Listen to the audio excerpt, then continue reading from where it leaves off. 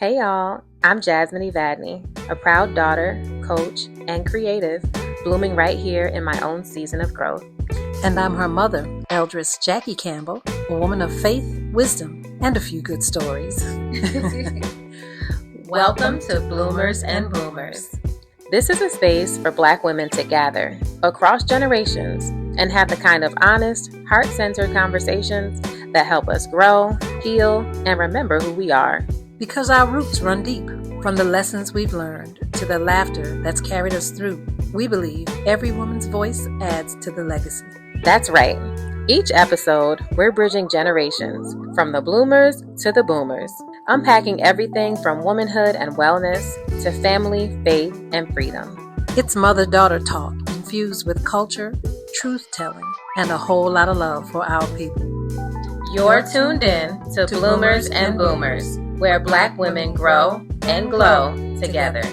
Welcome back to Bloomers and Boomers. This is week 3. This is our 3rd episode. We're introducing a new topic today, one that was heavy on our minds and spirits, reflecting on the reality of work and career and employment situation among our community. Women of color, specifically Black women. If you've been paying attention to the news, you may have heard 300,000 Black women have left the workforce in the last months or so. And this is based on the U.S. Bureau of Labor and Statistics. This is a real, actual, and factual quote. And we know that many of these women were forced out, some left voluntarily, and we know that this is major. This is major, especially my mom and I, we live in the DMV, DC, Maryland, Virginia area, and similar to us, we both work in the public sector. We both made careers in government and are making careers in government and the nonprofit sector. And like many of the other Black women in our region, have built a whole life around it. A whole life and, trying to do the work in our communities to improve them. So it's definitely a devastating blow. So this week we're focusing on that, but we're putting a spin on it, gratitude as a form of resistance. Well, first of all, how are you doing this morning? I'm doing okay. I'm here, grateful to be here. Okay. So that's yes, it's all gratitude. Good. But I just, as you know, I was in thought, really reflecting on what you were sharing about the 300,000 women and how devastating it is, not just for the women, but for their families, right? Because in many cases, especially in the Black community, like women are either holding up their entire family or are significant contributors to it. So it's something that is that we have to think about as a community, right? Not just for those individuals. We're community people, right? We think about the village. So how does this impact the villages? Yeah. I mean, as if things weren't, it's no Precarious. secret that, it's things were already like, you got a whole generation of folks that are trying to create generational wealth who maybe didn't necessarily have generational wealth handed down to them. So that's been the whole, battle cry for a lot of Black women is legacy, legacy, legacy. Right. What am I leaving behind for my children so that, they can, And I think that there's a piece of it that it speaks to us and our humanity because, first of all, women are more nurturers, right? So you find more of us in spaces where we are of service. And to be honest, those were the areas that really opened up to women of color first, like public areas or the not-for-profit areas. It's more than the private, and it's still the same, right? So those areas that are taking a hit, like we were already overrepresented in those spaces, and now those spaces have shrunk to a degree, right? Because of what's going on with this, the current political environment. So, it's a number to be thinking about, but also how can this transform the discussions that we're having around career for women, for women of color, and opening up other spaces like entrepreneurship is wide, is okay, so that didn't work for me over there, but this is right here. I'm going to put my eggs in this basket. Right. It makes me think of this concept of self-sufficiency and not pulling up a seat at the table, but building the table, building the chair, building the table, building the room that it's in, so all those things. And I think just what comes up for me personally is what does it look like when we're creating our own opportunities for each other, right? And getting to a place where there's more of that. And I think the concept of, get a good government job, that's kind of like, that was in our community. That was the move. And I think they saw, let me not say they, I think this current administration, to be specific about who I'm talking about, this current administration is full of people who see the advancements of people of color and tapping into this, and are threatened by it. Yeah, and are threatened, yeah. But I do think that I think that was a long time coming, right? Because there's always a sense of, right now, part of Western European thought is sort of this rugged individualism, so that it's a meritocracy. So you earn what you get, right? And I do think that there is a sense that we haven't earned, right? Somebody gave it to us, and that not only that we took it from them. Right. If it wasn't for us, then they would be in those spaces, in those positions, and which is false. But if you have been fed, that's been your daily intellectual diet for your entire life, is that somebody else got your piece of pie, and the people who have it are people who don't look like you, right? Then it's easy for people to move towards that. Well, we're going to figure out how to right the wrongs. And so righting the wrongs is taking it back and giving it to others. And it's to others who look like us. So I think I was in that space, like a good government job, not just because the pay was good, but the benefits were excellent, right? And just to see where it is now. And there's two thoughts about that. One, there's federal government, because that's a lot of the space that's here, right? And what has been impacted. But there's also smaller government, in different places, state government, local government, and that it hasn't trickled down to those spaces just yet. But it looms large for us because we're in the DMV. That's what I think. Right? Yeah, I would agree with that. And I think, I think about the federal grants that go out to, like, let's say Title I schools, after school programming, 21st century, which provides, this is my industry, provides after school opportunities for kids whose parents may not have the resources to send them to one at no charge, so, and that really moves the needle with students academically, and just like the resources for those schools that receive those funds as well. Like it's a big blow that's being dealt to us, that they're attempting to deal to us. And it's like, okay, this is happening. And as we brace for impact, what are the things that we need to be considering? So, and that's a whole very large conversation. Yeah, that is. But there's a different generational thing that's happening as well, which is, part of that I'm grateful for, right? So my era was find a job, a good job, right? A good government job, but a good job, right? And sort of buckle down into that. And what I see with younger people, this spirit of entrepreneurialism, right? Like, I'm going to build my own.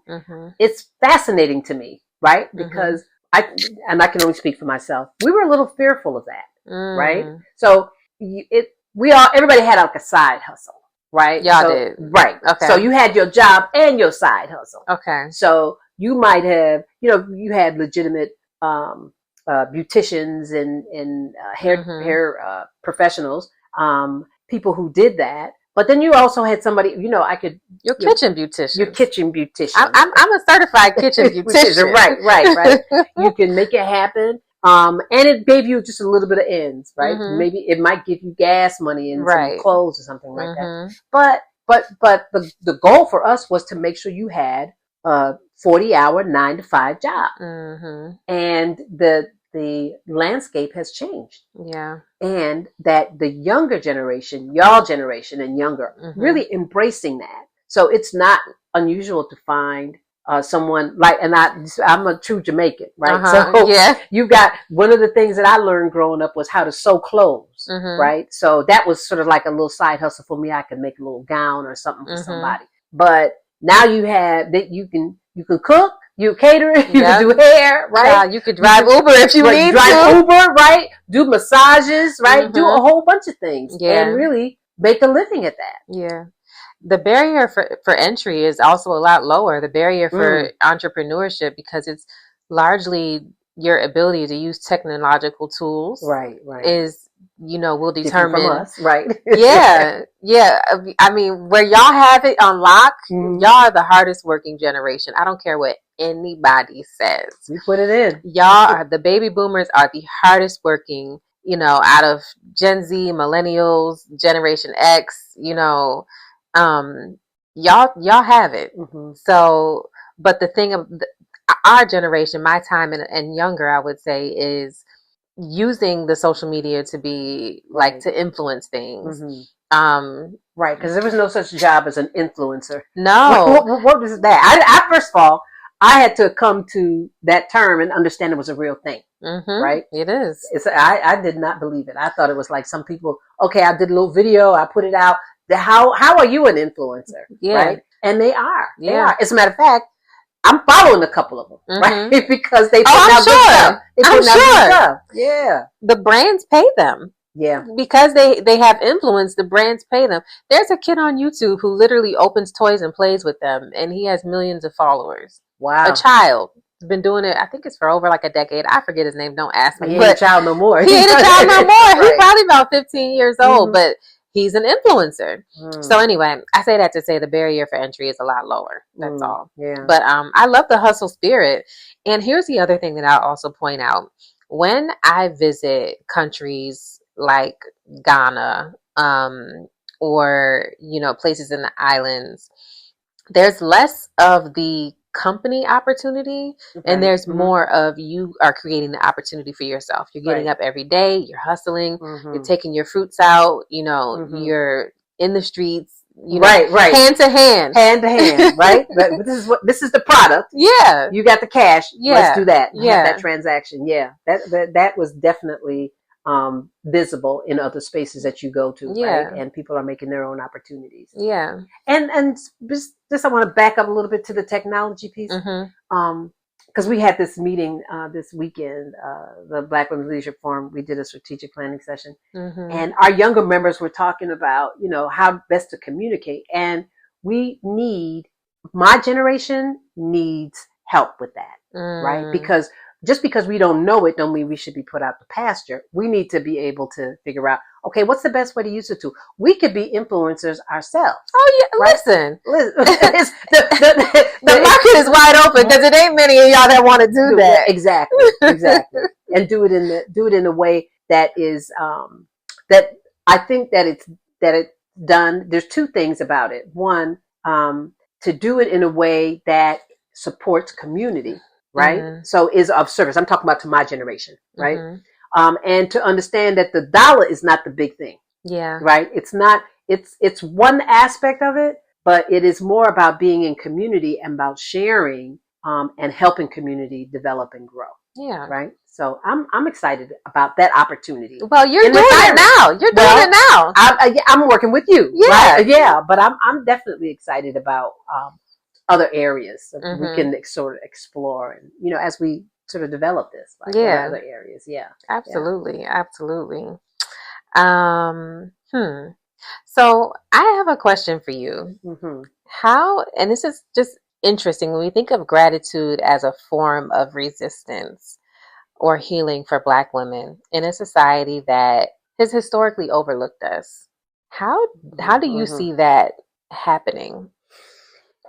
Just actually, I can tie it to the comment that I just made about doing it on behalf of community. Just in to prepare for this dialogue, I did some looking at different definitions of gratitude, like what it actually means for me, right?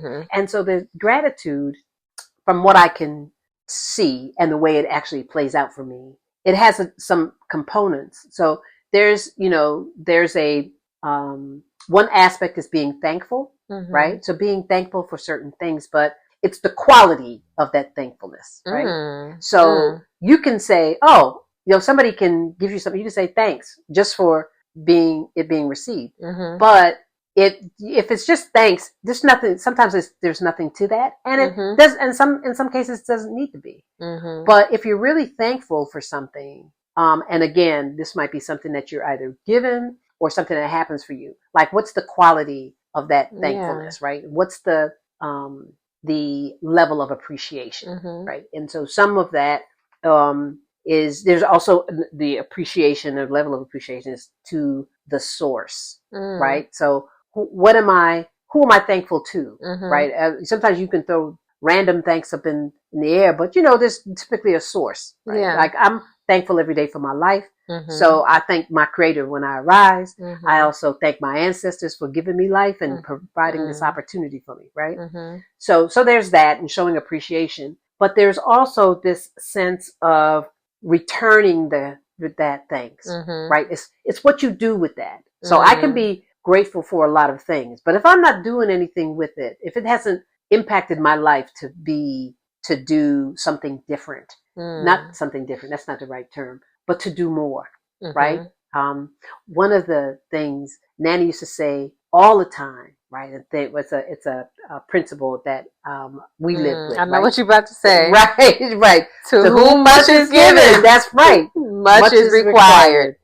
and so that's a spiritual concept in many organized places, but it's a concept that really requires us to be human with one another, right? So it's the transaction that can be transformational. And so I think, so I'm trying to bring this around to your question, right? I hear you. I'm following you. Gratitude. What's gratitude look like as a form of resistance? Yeah, for Black women in a society that has historically, poo-pooed on us. Yeah, I think one of the things that I'm really grateful for are the sisterhood relationships that I have. And those sisterhood relationships have been affirmed for me in many different ways. But I want to just take a moment I'm really big on elders, how elders show up, and bigging them up. If their elders are no longer here, then they're our ancestors, so I'm bigging them up. So this one I'm going to talk about my dear ancestor, Gloria Ward, right? And Gloria was an elder member. First, she was a member of the Rochester's Black Heritage Committee, but she was also a member of the Black Women's Leadership Forum. I think she was a Delta too. I mean, she was just like in a lot of different spaces. But I remember one day on a random Saturday afternoon, she showed up at our house with a bouquet of flowers for me. Oh my goodness! It was I was like, wow, and I was like, it's not my birthday. I was, she said, because the first thing we want to do is sort of like justify that kindness. Yeah. And she was like, no, she said, you were on my heart, and I just felt like I just wanted to bring this. Listen, let me tell you something. I will always be grateful for that because I love cut flowers. Now, I don't even remember saying that to her, but she felt that from me and showed up with a bouquet of flowers. Man, listen, let me tell you something. You know how I paid that forward? Listen, that's the gift that's going to keep on giving. I showed up at different people's houses, especially someone that is either feeling down, or those that don't ever have that experience. Yeah. And it changes the nature of the relationship. It changes how you think about another sister. Yeah. Right? Or sisterhood in general. Sisterhood in general, right? It's like I can show up, I can be kind to my sister and not worry about her looking at me like I'm crazy or weird. Right. It's just something I want to do for you. I want to do for you without any expectation. Yeah. Right. Have a good day. Have a good day. It ain't no thing. She was at the house because your inclination is, come on in. Let me give you that. No, she said, oh, no. I just wanted to stop. But she was there for all of like 3 or 4 minutes. And I paid that doggone thing forward. So it's a beautiful thing to do. So, and it builds a relationship, but also builds the expectation that I can be that and do that for others. Yeah. And I think that's that level of gratitude, right? and the cycle that it creates. Right. Like that, I'm a Buddhist. So that karmic flow initiating, you taking that gratefulness that you had for that sister kind of just thinking of you in the way that she did and acting on it, now plants a seed for you to go and do the same for others, which is this kind of idea of another form of self-sufficiency. Like, entrepreneurship, that's one thing, creating our own economic opportunities, but who's looking out for us during this season? Who's making sure that we're okay, who's showing up in spaces when, who's standing in the gap. These are things that we're going to do for ourselves. That's right. These are things that we are actively doing for ourselves. Absolutely. Absolutely. So yeah, that was, as a matter of fact, even now, when I just think about that moment, my heart is full. Yep. Right. It shifts the energy just thinking about it. Yeah. Right. And I'm grateful for that. I'm grateful for that I can go back to that memory. Yeah. But I'm also grateful that I can create that for somebody else. Yeah. Yeah. And you can call on that whenever you need it. Like, hold up, wait, you remember what that one sister did for you? Right. You know what I mean? Right. Yeah. Yeah. I think sorry, were you gonna say something? No, the only other piece that I would say is gratitude in terms of a form of resistance is how we support each other's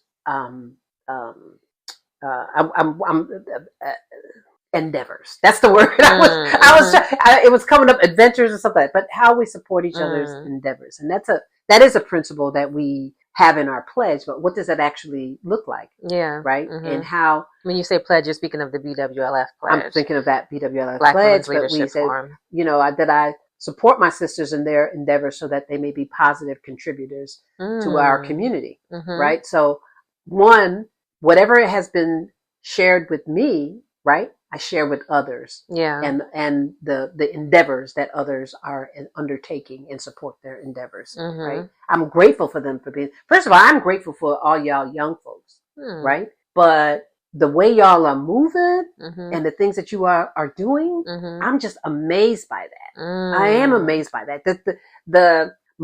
When I was coming up, we didn't have a lot of vocalizing around supporting each other in that particular way. Okay. Right. There was, being committed to civil rights and being committed to the movement, but the language now around sisterhood and women supporting women, I'm grateful for that. Yeah. Right. And so I want to show up and be supportive of that when I hear that, because I also think that didn't happen for me, but it's not just sort of like, oh, wow, it didn't happen for me. I wonder what could have happened. But I recognize that the absence of that might have been something that would have helped to propel me. So I want to make sure that I'm supporting that for others as they're doing that particular work. Yeah. Right? So it shows up in a number of ways. Yeah, absolutely. Now, how does it show up for your group? And you mean like what, gratitude as a form of resistance? Right. I think the act of looking at each other and saying, there's this quote that I've been seeing on social media, which is like, we are the ones that we've been waiting for. Yeah. And it's like, I'm grateful that this is an experience that, like, we are the group who could take something like this and transmute this experience into something groundbreaking, into something like a breakthrough for us as Black women. I do think if there's any group that would be poised to do that, it's us. Historically, that is what we do.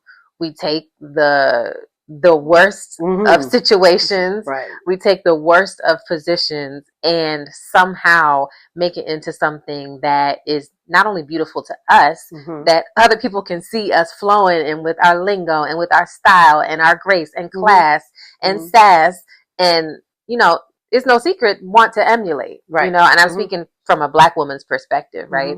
So I'm thinking like we are the ones who can handle this, and not that it's fair that we should be handling this, but we got this. I'm confident that we got this.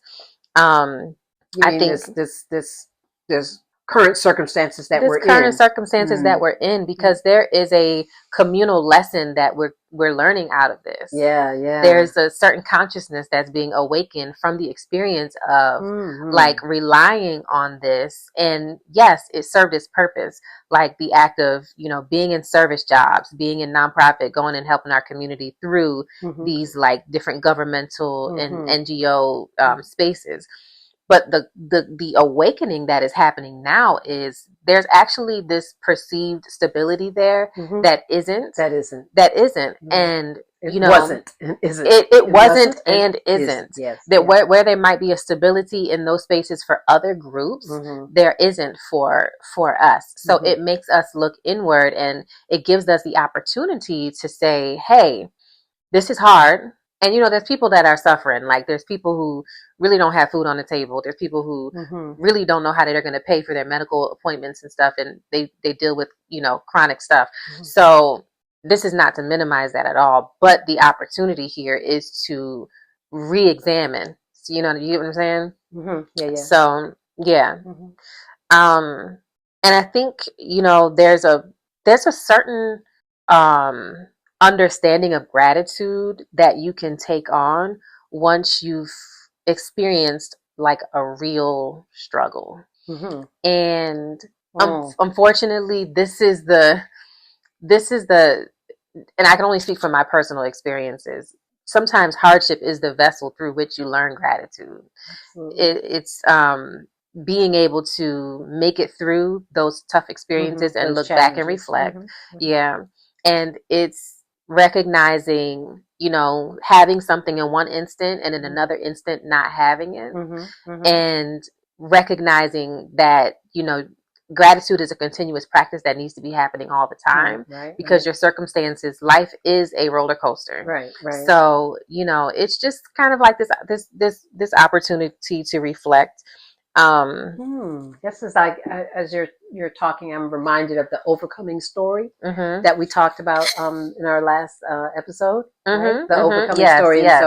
And so then once you overcome a hardship, right? Others have the opportunity to learn from that just by you sharing. Here's the thing.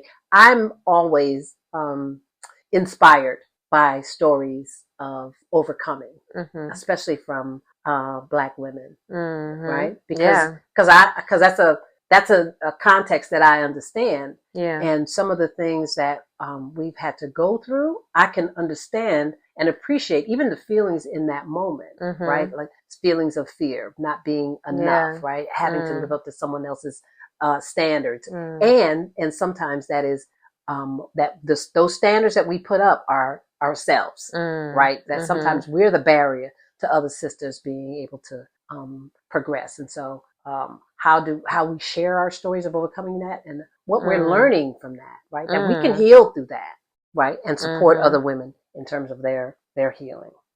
Anyway, I'm grateful. So to close us out today, what are 3 simple things that you're grateful for today and why? Okay, so 3 simple things. I have a gratitude list, and I don't know if I would say anything is really simple. So let me just share 3. So I mentioned life already, right? So I don't have to repeat that. I say prayers in the morning. Simple. Nothing about that. Simple. Right.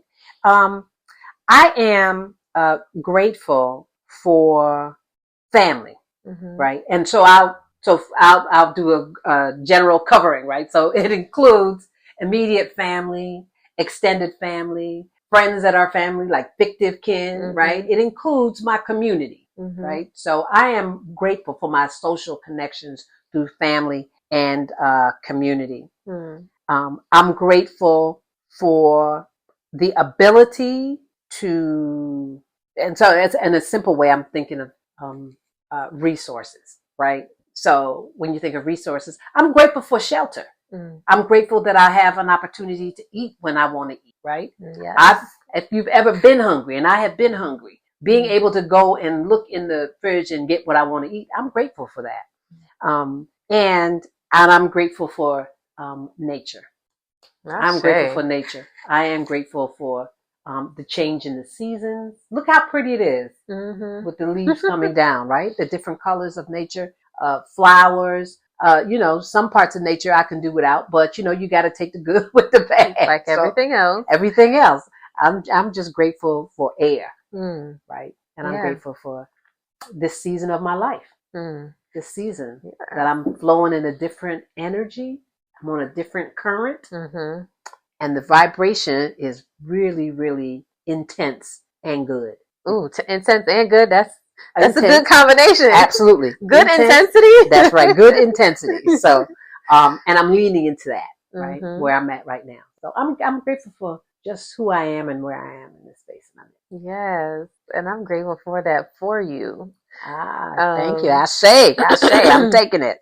Yes. So what are you grateful for? And it could be simple. It could be 3. However you want to, share. I'm grateful for my spirit, my Ori, my spiritual crown, my guide. I'm grateful for the way that I've navigated the last few years or so, which, listeners may not know, but I've been navigating health challenges, and my will is stronger than this thing, so I'm very, very grateful for that. I am grateful for community, and in specific, I'm grateful for sisterhood.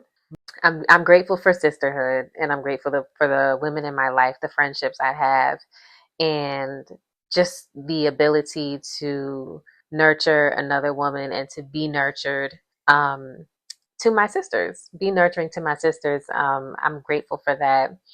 And the last thing I would say, and certainly not last because these aren't really in any order, but I'm grateful for my voice and just really being able to speak life over others and use that as a tool to support another person, whether it's women or, whoever.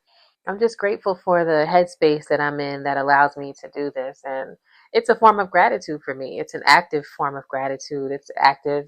It's gratitude in the form of a verb. Being able to kind of experience my own, challenges and again, transmute that into something positive for somebody else. And that's mostly through my words. So I'm grateful for that. I'll say. That's it for episode 3. Sis, if today's episode stirred something in you, you're not alone. We're living through a moment where over 300,000 Black women have been pushed out of the workforce, not just by layoffs, but by burnout, bias, and a system that was never built for our full flourishing. But here's the truth. We've always had each other. And in times of loss, uncertainty, and upheaval, sisterhood becomes a strategy. Gratitude becomes rebellion and a tool of resistance. Reclaiming our softness, our rest, and our joy, that's resistance work. So this week, hold space for yourself, call and check on your sisters, thank the women who've held you down and held you up, and remember, even when the world is heavy, you're still blooming. Tap in with us at inbloomwithjasmine.com. Follow, subscribe, and please share this episode with a sister friend who needs to hear these reminders. Until next time, keep blooming, and to my boomers, keep booming.